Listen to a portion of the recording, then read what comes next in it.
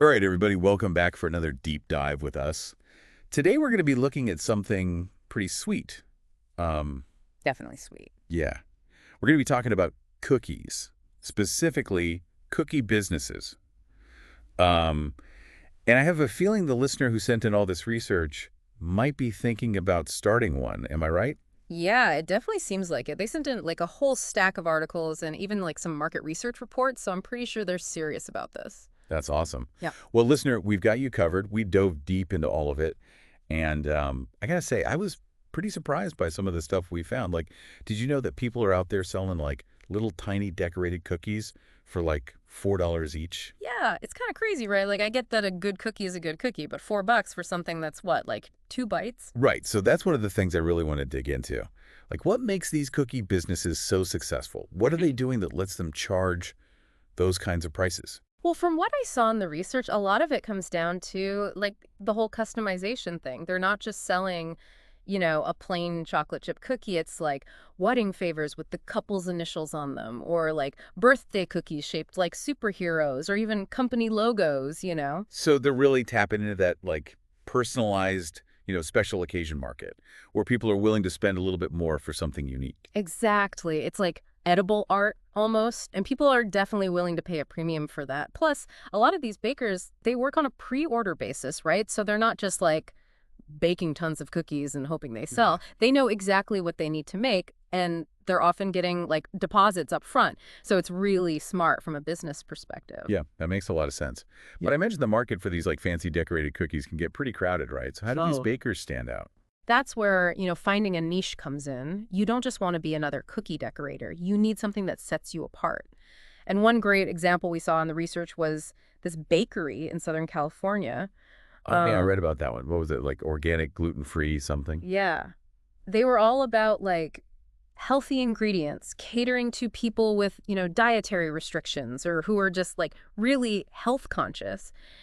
And get that they were selling these tiny 2-inch cookies for $4 each. Wow. So like even though the cookies are smaller, they're making it up in volume because they've cornered this like specific market. Exactly. And they were really smart about their marketing too. Like their Instagram was just beautiful, with all these gorgeous pictures of cookies, and they were really highlighting the health benefits and all that. And they were also partnering with like local fitness studios and health influencers to get the word out. So it's not just about the cookies themselves, it's about like the whole package. You got to have a great product, but you also got to know how to reach to the right people. Oh, absolutely. And social media is like essential for that these days. Like you can use Instagram to showcase your work. You can use Facebook to connect with local community groups. You can even run targeted ads, to get your cookies in front of the people who are most likely to buy them. Makes sense.